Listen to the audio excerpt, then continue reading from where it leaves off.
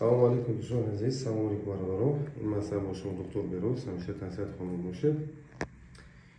имрӯз мо қарор дорем дар назди доктор эндокринолог Бекназаров Адамҷон ки бародари мо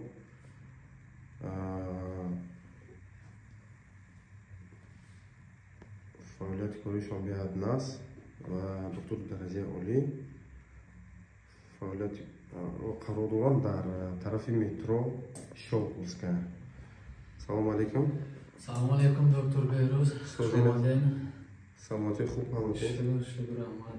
Имрӯз мехостам як камтарак видеоча кунем дар бораи бисёр фаъолияти кориатон. Масалан, бисёр бародаро савол бидиҳанд ки ҳамин эндокринолог бута чира дар назар дорем? Ҳамин эндокринолог масалан. Бале, бисёр саволи аҷоиб. Эндокринолог яъне ин соҳае мебошад ки ғадудҳои дохила, яъне эндокрини системаро меомӯзад. Яъне вайроншавии гормонҳо, ожирение, харобшавӣ, сахни диабет, гинекомастия ва ғайра ҳамин гуна бемориҳоро дар бар мегирад. Асосан айни ҳол ҳамин урология беҳад вай ҳастанд, алоқамандӣ зич дорад. ин бесплод, яъне аз ҳисоби вайроншавии бенаслӣ оварда мерасонад. Пасти баландшавии гормонҳои занона ва мардона оварда мерасонад. фарқ надорад занона, мардона, ин хеле гап нест. Умуман дар якҷоягӣ вайроншавии гормонҳо дар организм, яъне дар организми инсон. Хуб, шумо бигӯед ки бисёр бародаро савол метиҳанд ба ман ки ака доктор, мақсад мо чӣ кор кунем фарбе шавем?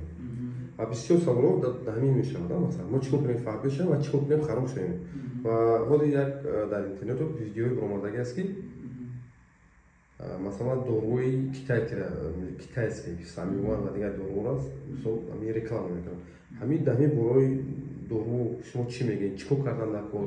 Анализ биспоранд ё ки чӣ кор кунанд? Масалан, ҳамин бародароро ба заблуждение наёранд ва мисол интихоби дурусти тавбат кунанд. Бале, имрӯз ин доруҳое ки шумо ҳозир номбар кардем, инҳо аз тасдиқи вазорати тандурустии Федератсияи Русия гузаштагӣ нестанд, ё ин ки аз тасдиқи вазорати тандурустии дигар кишварҳо гузаштагӣ нестанд. Инҳо просто так как бизнес мешаванд. Ман совет намедиҳам ки ҳар гуна доруҳоро гирифта истеъмол кунанд, ҳам ба киса зарар аст, ҳам ба саломатӣ. Барои ҳамин аввалан бор бояд мо балансировка ҳамин гормонҳоро, эстрадиол, тестостерон, кортизол, инсулин, гликагон, ҳамин гуна андроген, SG, FSG, TTG, T3, T4 ва ғайра. Ҳамин умуман асосан гормонҳоро бояд мо аввал якумин коре ки бояд мо кунем, ҳамин балансировкаи гормонҳоро бояд мо тафтиш кунем, кани аз ҳисоби чӣ ҳаст ҳамин фарбешавӣ ё ин ки харобшавӣ. Ана баъд мо метавонем ягон дору ё ин ки ягон машқи махсус ё ин ки ягон парҳез гузошта мешавад. Ана баъд мо лечение бигузарем, ин ба мақсад мувофиқ мешавад. На ин ки кадом дорӯе ки фалончӣ ба фоида кардааст, манам ҳамина гирифта хӯрам, фарбе мешавам ё ин ки хароб мешавам. Ин хеле гап нест. Ташаккури зиёд. Ва хайки саволо бисёртар медиҳанд. Дар васат бисёртар ман савол метиҳам. Ака бахшиш зиёд бародаро ки ман худам нишона метиҳам ба хотире ки масалан камтарак сол бародарона нишон медиҳад дар видеонавор. Мисол бисёр ҳолатҳои харобшавӣ яке зуд ба амал меояд дар одами зод.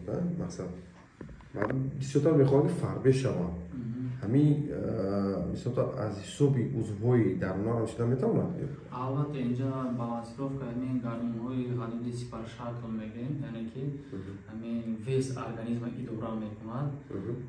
Гипертиреоз ном дорад, яъне ки бо як номи вай эндокринологӣ дар тиб гипертиреоз мегӯям, мӯи саррезиш, зиёд арақкунӣ, тез мондашавӣ, беҳолшавӣ, инҳо аз ҳисоби ҳамин дисбалансировкаи гормонҳо мешавад. Албатта ин аввалан тафтиш карда, баъдан чунин тавбат кардан лозим мешавад. Чиҳеле ки мегӯям ташхиси дуруст ин уже аллакай 50% табобат мешавад.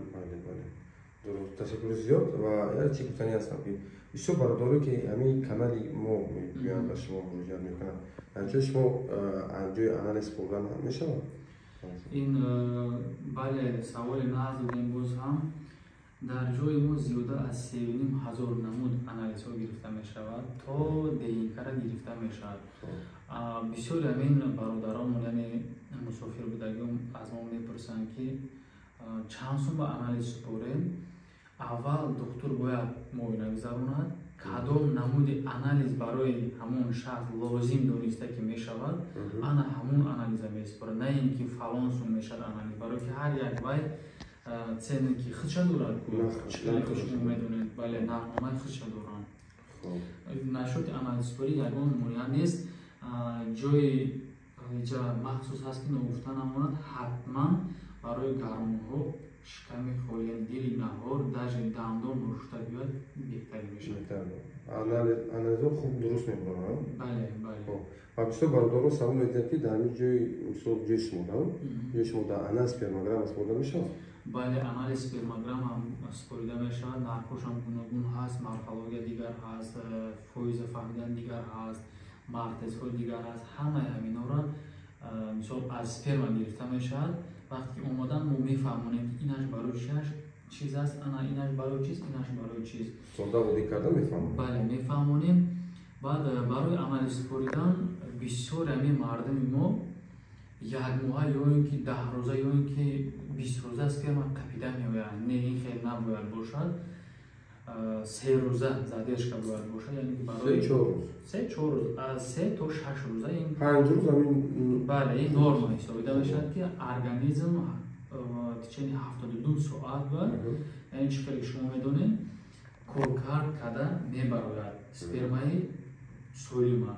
Ана ҳамин спермаро бояд мо тафтиш кунем, санҷем, на ин ки як моҳа ҷамъ шуда гирад, ё ин ки шаб сперма бироварданд, саҳар омада супоранд, хеле гап нест.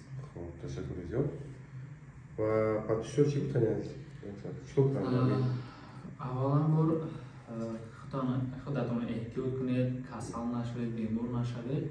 Ҳар гуна доруҳоро фалон кас гуфтанд, фалон чӣ хӯрдааст, фалон хел шудааст, ана ҳамин корҳоро накунед. Худатонро эҳтиёт кунед, ташхиси дуруст ин саломатӣ. Ва гуфтанӣ ҳаст ки агар подписатсия кунад, лайк бизорад, чӣ кор кунад? Албатта, чаро не.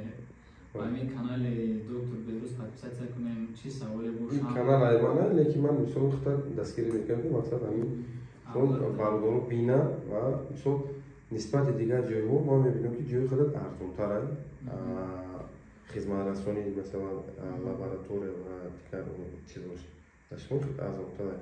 Иншоалло ки агар мо ҳамкорӣ кунем оянда, иншоалло ки ҳамаша ҳал мешавад. Мақсади мо на фақат сум кор кардан, мақсади мо зиндагиморо пеш бурдан ва ба халқи худ, ба халқи мусулмон ёрии худро хизмати худ расондан.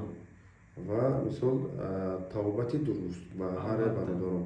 Барои ки дар шаҳрҳои ғарбӣ ки ҳастанд, номаё наметавонанд ки мақсад чӣ кунанд? Табобати дуруст бигиранд. Барои ҳамин мо мехоҳем ки як хизмате бошад. Хуб, ҳамеша тавсияат хонан бошед. Видеоҳои оянда дар бораи бемориҳо, иншоалло ки дар бораи бемориҳои гармонҳо ва доктор Бекназаров Адамҷон гуфта мегзарад ва шумо кӯшиш кунед вақте ки видеоро шумо дуруст тамошо мекунед, гӯш мекунед ва медонед ки сухан дар бораи чӣ меравад. Бисёрта савол медиҳанд, саволҳои рост бемаънӣ бисёр мешавад ва шумо пеш аз оне ки мақсад савол кунед, видеоро хуб тамошо кунед, иншоалло ки мефаҳмед ки сухан дар бораи кадом беморӣ меравад. Хуб, ҳамеша тавсияат хонан бошед. Дар навор доктор Бекназаров Адамҷон ва наворбардор ва соҳиби канал доктор Беҳрӯз. Ҳамеша тавсияат хонан бошед. Салом.